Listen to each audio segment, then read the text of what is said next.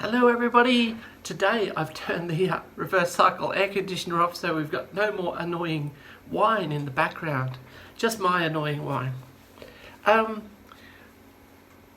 thought I'd cover off in this video some aspects of etiquette, trail etiquette and convoy procedures. Now those of you who have been watching all of my videos will have already heard me speak about the toilet etiquette in terms of how you go to the toilet out in the bush in the middle of nowhere, and even in camp, you know, that the requirement for us to comply with specific requirements of the national parks and others, trail maintenance people. So let me just revisit that subject for a little bit, because I've spoken about it in general terms but not in specific terms. But we have a toilet that we provide in camp, which is a pit toilet. So it's a seat that goes over the top of a hole in the ground that's dug to the specifications of the authorities who control these things. And we dispose of that by burning, and it's very effective. So you need to do a similar thing if you're in convoy traveling with us in your fourth or fifth vehicle back, and that might put you up to say 10 kilometers behind in some cases on dusty roads. Obviously, you're not going to be able to use my toilet even if I could put the thing up in the time required. I can't, so you're going to have to either go to a toilet at some location, Aboriginal community or something like that, which is highly unlikely. Or it's highly unlikely that you'll be at such a place, or you'll have to go out in the bush like everybody else does. So what I've said is you'll need a kit, and that kit should have a shovel so you can dig a hole first, and should have your toilet paper, because I can't go back and supply you toilet paper from my facility if you're behind me. And you'll need to have some ignition source like a box of matches or a camp stove lighter to burn the paper with. And then once you've burned everything, you bury it. Alright. The reason for that is that, as you will find out once you start traveling in these remote areas where people don't follow that etiquette. For instance, you might go to somewhere like the Lone Gum in the Simpson Desert. Cape York is the worst, but let's talk about the Simpson, because it's mostly unpolluted, right? So you'll be at somewhere like the Lone Gum and you say, oh, I really need to go. And we might be there for lunch, which is our typical time to arrive at the Lone Gum, which by the way isn't a gum, but you'll learn about that if you come on the trip. And you might go, oh, I'll go over this sand dune and go to the toilet there. So you go over the sand dune, and of course hundreds of travellers before you have done the same thing, and what's sticking out of the ground everywhere? Toilet paper. Or laying on top of the ground? Toilet paper. It's a horrible experience, and it's so easy to prevent. So that's one piece of etiquette. Now let's talk about our convoy procedures before we get on to other aspects of trail etiquette. So, one of the biggest issues that arises when traveling in convoy is the potential for the vehicles behind the leader to get lost. It's a real risk, and it's one that causes quite a bit of distress for the to a leader if they're not managing it properly. So how do we manage that process? Well, let's talk all about convoys. Let's use the Simpson Desert as an example. I find it just the easiest one to talk about, but the procedure is the same at Cape York and everywhere else, Kimberley, wherever. So let's say we've had our evening briefing and we're meeting on the morning of the departure from Alice Springs. And typically for us that will be, we would line up the vehicles outside the McDonald Range Park, the Big Four Park there.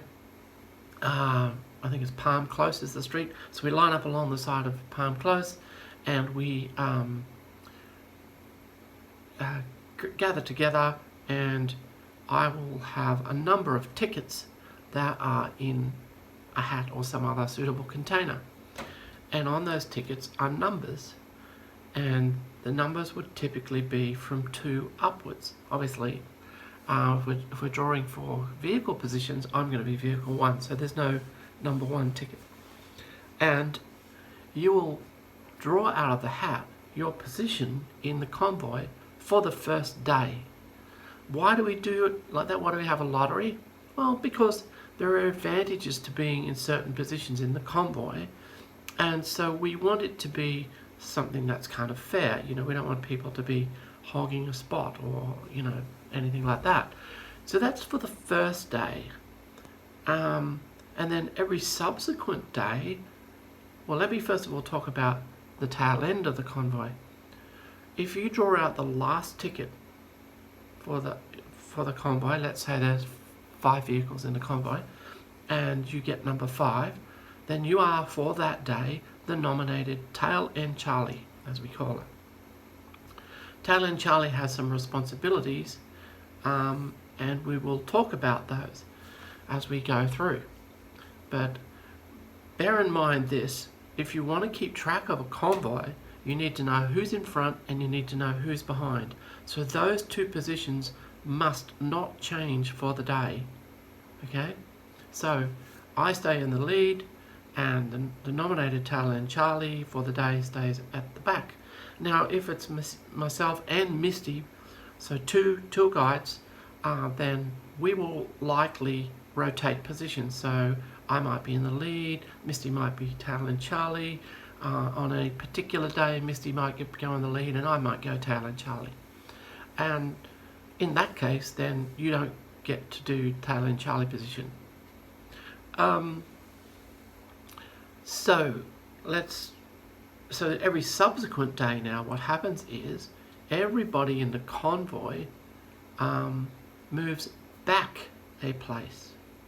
So if you were behind the leader, number 2, you will become number 3 on the second day, and number 4 on the next day, and so on. The person who was either tail end Charlie or in front of tail end Charlie, if it's Misty, will rotate forwards. So if you were, let's take the example of just one tour leader, and you were tail end Charlie on day 1. On day 2, you'll be in position 2, right behind the leader. So in that way, the convoy rotates. Now, there is a little bit of luck involved in this, because there's another rotation that can happen. There are several rotations that can happen, actually, but one of the rotations that can happen is when we get to a gate, and I'm going to speak about that. The other rotations that can happen, at least for a period of time, you can go back into your normal convoy order once we assemble somewhere for lunch or something, but you will get out of your convoy order from time to time due to things like taking photos, going to the toilet, blah blah blah.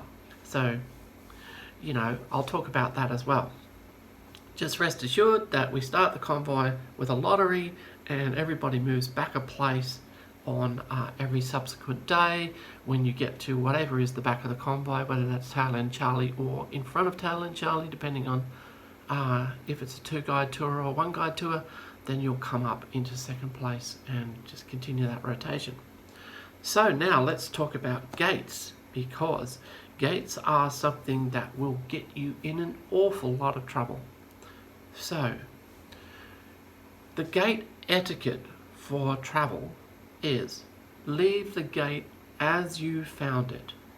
The reason for that is stock management. When property owners leave a gate open, it's to allow stock to move from one paddock to the next. If you go and shut that gate when they hadn't intended it to be shut, you might be stopping stock from getting to a water source. Okay? So you don't close gates that are open, and you don't leave open gates that were closed.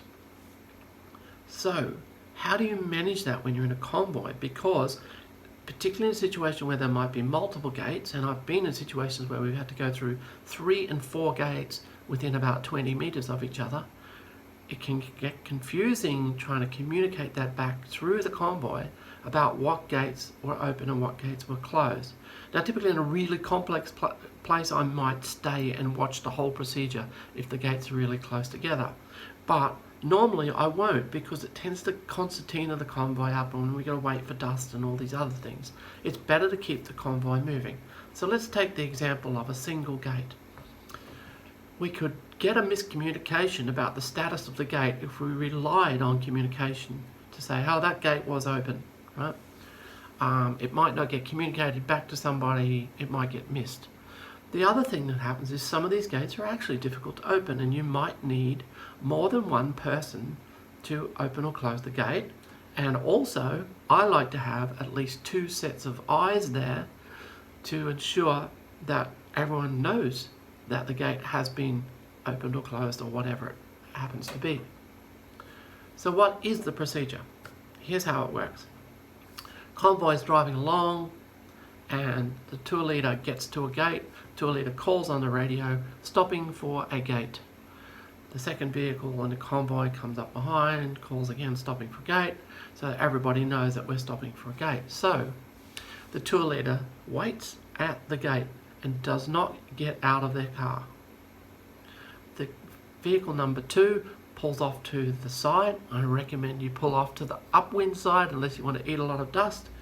And then the people in vehicle 2 open the gate. Then what happens then is the leader drives through and continues on their way. So vehicle 3 comes along, they get to the gate, there's a vehicle at the gate, and the gate is already open. So vehicle 3 continues through, vehicle 4 continues through, vehicle 5 continues through, whatever number of vehicles there are. Tele and Charlie arrives. Tele and Charlie drives through the gate and waits on the other side, because Tele and Charlie is not allowed to change positions. Tele and Charlie must stay at the back. If number 2 vehicle is sitting at a gate, then Tele and Charlie knows, oh, I have to stop because I have to let this vehicle get in front of me. The vehicle number 2 then drives through the gate, closes the gate, and rejoins the convoy in front of Tele and Charlie. So the gate has been opened, the gate has been closed, 2 sets of eyes were there when it was open, minimum 2 sets. 2 sets of eyes were there when it's closed. The convoy has not been interrupted by having to wait at a gate. Only 1 vehicle has been interrupted to wait at the gate, and that was the one that was in second place, and it's now in second last place. So that's allowed the convoy to just keep flowing through, and it's also ensured that the gate status is known and the gate is, left as it was. If you come to a gate that's open, it's obvious because there won't be a car there. Huh? So you come along, let's say you're number 3 in the convoy and you're driving along and you recognise that, oh, we're about to go through a gate. I wonder, was it closed or open? It was open because it's open now and there's no car parked there. Okay, if there was a car parked there, you would know that that gate would have been closed. So as Tele and Charlie, it becomes really obvious. So that's how we manage gates.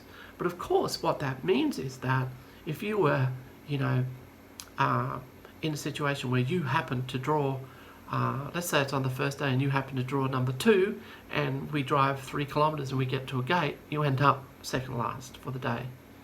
Or at least until we stop again. Now, I don't get into conversations with my clients about who's where in the convoy. As long as I know that Tele and Charlie is there and that I'm in the front and that nobody's overtaken me, that's all I want to know about. If you want to go ahead and restore the convoy order after a stop somewhere, let's say we stop for lunch and you say, oh, Joe, you were in second place today and now you're in second last. Do you want to go back into second? You can manage all that yourselves. You don't need me involved in that. However, what I will say to you is you might get Joe back up into second place and poor old Joe gets another gate. Was it worth it? So I think just take it all with a grain of salt. You're in the convoy. What's important is that the convoy stays intact and that we leave the gates as we found them. So the other aspect of convoy procedures, which you might be wondering about, is the aspect of people getting lost. How do we manage that? So for any time that we come to an intersection where there's a choice of routes to take, there needs to be a vehicle just past that intersection in view on the track that needs to be taken. So let's say we come to a Y-shaped junction, just by way of an example. And I'm the tour leader, I'm driving along. What I will do is I will take the correct route and I will drive a few hundred meters along that route, or whatever distance works in terms of being visible to the next vehicle in the convoy when they come to that intersection. I'll have also called on the radio, waiting at an intersection. And so the second vehicle will come along, they will see me and they will acknowledge that they have seen me. So number 2 vehicle might say something on the radio, tour leader, I see you. Off they go. Or off I go, right? Then they park in my position and wait there. And then the next vehicle comes along and says, I see you. Off the second vehicle goes, third vehicle parks in their position. Fourth vehicle comes along, I see you. The whole thing repeats itself, okay? Now what goes wrong is if you do not wait at that intersection, people can get lost. So what happens if you are vehicle 5, say in the convoy, you arrive at this Y junction and vehicle 4 has not stopped? Well, you are going to stay where you are. You're going to go up to the intersection and you're going to pull off the road and you're going to stop and you're going to call on the radio and you're going to say, I'm at an intersection and there is no vehicle here. Okay? Tail End Charlie, if it's a 2-guide tour, will be able to help you. When they get to you, they'll say, you need to go right here. We don't do those instructions blind over the radio unless we're very, very certain, because there can be multiple intersections, and if we said to you over the radio, oh, just go right, and we don't actually know where you are, you might not be at the intersection that we thought you were at. So in the worst case scenario, what we will do is we will send a vehicle back to you, right? And you said, I'm at an intersection and there's no vehicle here. I will stop the convoy and I will say, who was in front of Joe? They will say, I said, please go back and direct Joe out of that intersection. So make sure you stop and wait, because if you don't, you're going back. All right? In the very worst case scenario, I'll go back and take the whole convoy with me if necessary, or have you parked up for a while. Now, that's how we manage the aspect of people getting geographically confused, shall we say. So that's, a little bit about managing convoy order, managing gates, managing how we keep a convoy intact and stop people getting lost. So, what else does Tail End Charlie do? Well, Tail End Charlie is responsible for maintaining contact with me, and I'm responsible for maintaining contact with them. Most of the time, that's pretty easy to do, but if I take the example of, for instance, the Hay River trip, where we come out at Jervois Station and we drive along the Plenty Highway, if we have a convoy of 6 vehicles and we're driving at 80 kilometres an hour on a great big gravel road for 400 kilometres, then we can have quite a substantial distance between the lead vehicle and the tail vehicle, because everyone's trying to stay out of everybody's dust, which is another piece of trail etiquette. So when that situation arises, I might actually lose contact with Tail End Charlie, and so what I will do is I will nominate a vehicle as relay, someone who's got a good working radio. I also tend to do my Tail End Charlie checks at regular intervals from high points. So if I come up a rise, that's several hundred feet, for instance, above the terrain, then I'll go, Tail End Charlie, trip leader, how you going? If I don't hear anything from Tail End Charlie, I need to be worried. There have been instances of Tail End Charlie vehicles rolling over, and we don't want that happening without us at least being able to help them. So the other thing that Tail End Charlie has with them is the Spot GPS messenger, which is kind of like an EPIRB device, but it also has multiple functionalities. So I've got the Gen 1 version. I might upgrade to the X someday in the future, but the Gen 1 version does everything I need it to do, in the sense that if you press the help button, it's pre-configured to send a message to, if I'm carrying my sat phone, or to a nominated person who's the contact to say, oh, looks like there's an issue with that convoy, and they can get in contact via HF radio or other means. Then there's the kind of 911 or SOS button, depending on how it's labelled. If you are Tele and Charlie and you have a life-threatening emergency, we'll have instructed you to press that button. And what happens then is the messages go out to all of those people that I mentioned before, plus to the emergency services, just as an EPIRB does. So you'll be getting, emergency services coming to you. So that's how we manage the risk to the Tele and Charlie vehicle. Now, if it's a 2-guide tour, that's one of my people, so might even be me.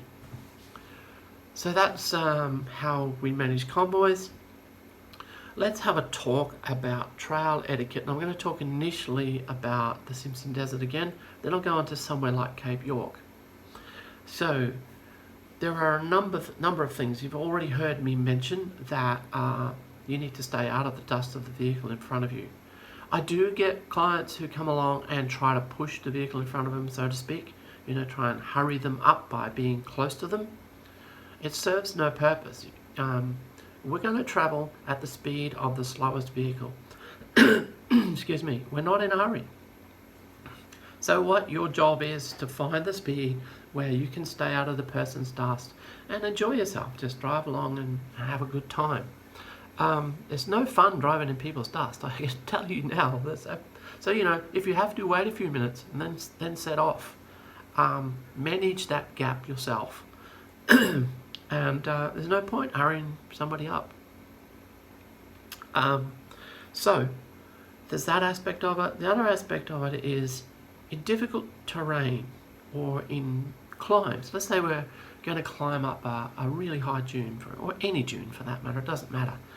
So if you've got a vehicle in front of you that's climbing a dune, please don't follow them up the dune while they're still on it. They might need to come back, which means you need to come back. And if the other person behind you has followed you as well, we've got mayhem, right? It's a simple task to wait in the swale till the vehicle crests the dune, and then you go, right? Most of the time you're going to have to stop. If you're in a Toyota, you're going to have to stop to select low range because you've been in high range between the dunes. That's one of the beauties of the Nissan Patrol. A slightly high range means that in my Nissan Patrol I can stay in a slightly higher low range means that for the entire desert I can stay in low range. But a Toyota, you tend to be in and out. So just wait till the vehicle in front of you crests the dune. Once they crest the dune, go for your life. Now this is not related to my convoys, but it's a bit of information that I'd like to give to others who might want to travel the Simpson Desert. There are sections of the desert where it's quite difficult to easily get a large convoy off the track. There's just not enough spaces in between the scrub. There's scrub in the Simpson Desert. So, or there might be really rough terrain. One year on the WAA line, the whole thing was kind of washed away and blown away. So if you're in radio communication with an oncoming convoy, and let's say there's 2 vehicles in one convoy and 7 vehicles in another, it just makes sense for the 2 vehicles to get off. Alright? It's much easier for them to get off. Now, typically, a bigger convoy travels slower than a smaller convoy. So the kind of reverse applies when for instance, my big convoy is being caught up to via a smaller convoy. I will find a place where I can get my big convoy off and park up and let that smaller convoy through, because they're going to travel faster than us and they're going to be annoyed with us if we don't let them through. So that's something you can think about. If you've got a tiny convoy, make sure you get off if something's coming head on towards you. The other thing that really is helpful in the desert is to know where you are at all times. And these days with GPS moving maps, it should be relatively easy. And in the old days, I used to do it on a paper map, right? So why do you need to know where you are? Well, to tell people so that they know if there's a head-on collision likely to happen.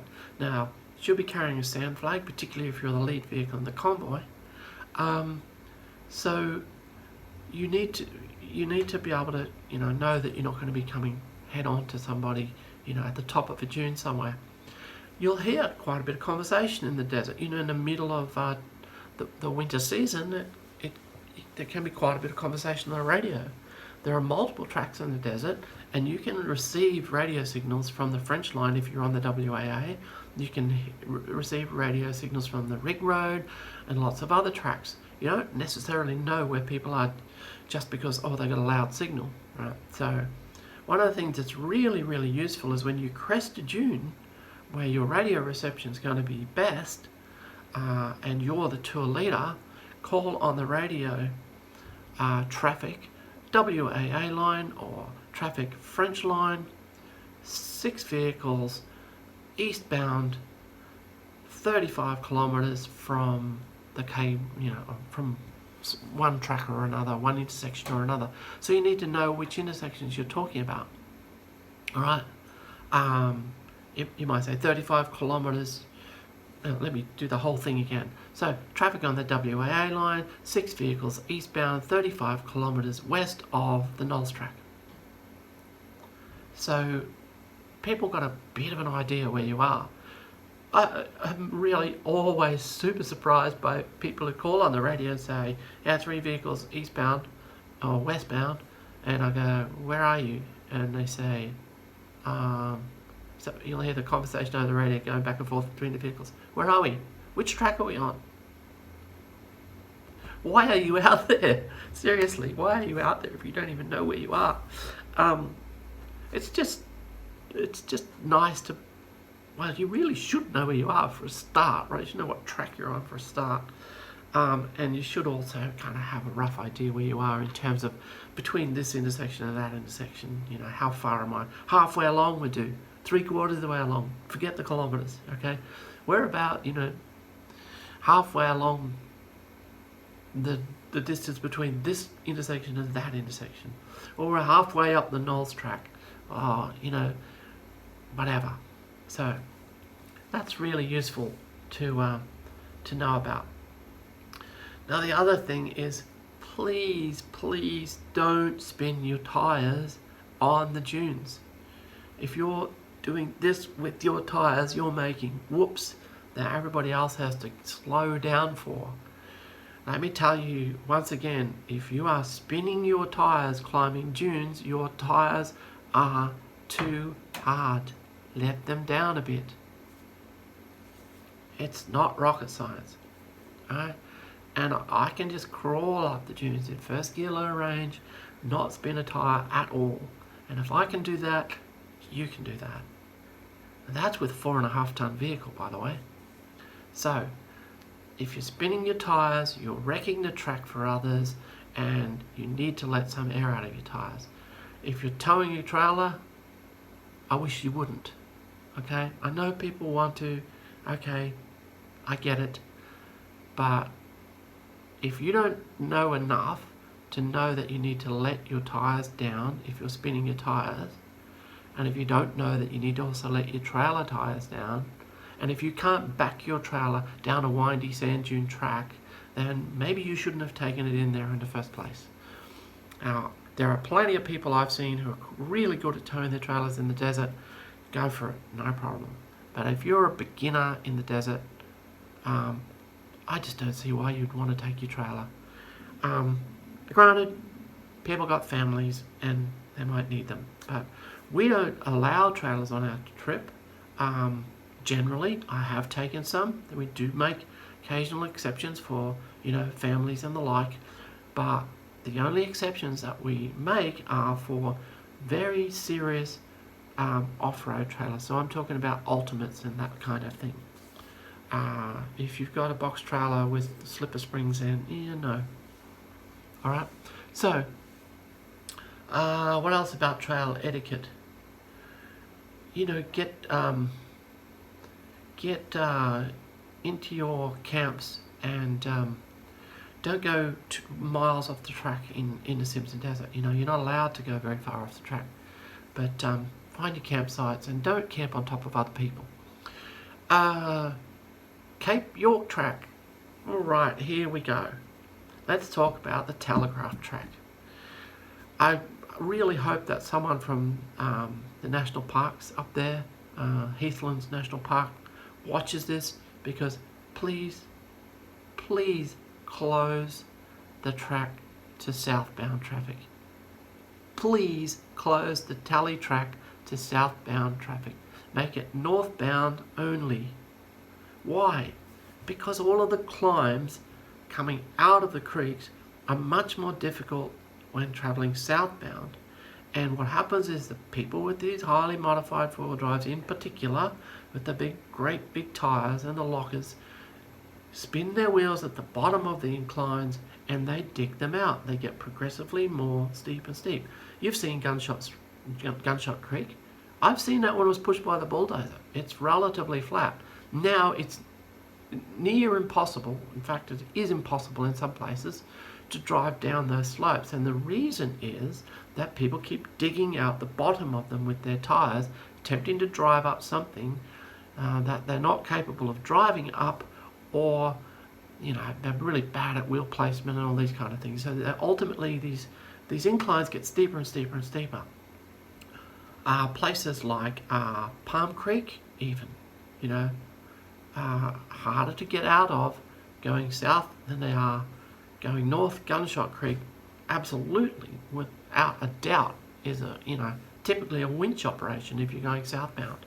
Nolan's Brook, I tell you now, I would not like to be travelling south crossing Nolan's Brook. Why? Because the deepest part is right next to the steepest climb. So you're just going to wreck the track and you're probably going to drown your vehicle. It's just not, doesn't make any sense. I just wish the rangers would say, you know what, from now on the Tele track is northbound only. Would save a lot of trouble. Alright, the other thing about the Tele track is, please don't go to the toilet on the side of the track and leave your doings on the surface. It's everywhere, absolutely everywhere. Don't drive like a lunatic. I have had so many near head-on collisions on the Tele track with people driving at ridiculous speeds. Why? It doesn't make any sense. Yeah, so in terms of etiquette, don't go attempting the Tele track southbound. It just makes a mess of it. Use your toilet etiquette properly. Drive slowly, for God's sake. A lot of the Tele track you can't see the oncoming traffic. You just can't. Also, don't go blocking the track for others. Again, the Convoy Procedure stuff, if I get to Nolan's Brook and I want to cross it, and these days I typically might choose not to, because I don't want to risk my clients' vehicles. In the past we used to do it all the time. We would cross Nolan's all the time, but the problem with Nolan's is that one or two vehicles can get across okay, even when it's a metre deep, but the bottom of the creek fluidises, the sand fluidises, and it gets deeper and softer till ultimately somebody drowns their vehicle. As a tour operator, it's just not worth it. Happy to take you there so you can watch others drown their vehicles. Happy to cross it if it's crossable, but you get the choice. I'm not saying I'm going to cross, therefore you must. If you don't want to cross any of the creeks on Cape York, you might have a long detour to do, but that's up to you, right? So don't go blocking the track for others. If I've got my crossing of Nolan's Brook to do, it's going to take me about 2 hours to get across with everybody, because I'm going to make sure that everybody's safe. So in that case, I'm trying not to block the track for others who might want to come in while we're there and cross, one or two vehicles. So think about those kinds of things when we're talking about etiquette. Okay, that's my video done. Hope that's all helpful to you.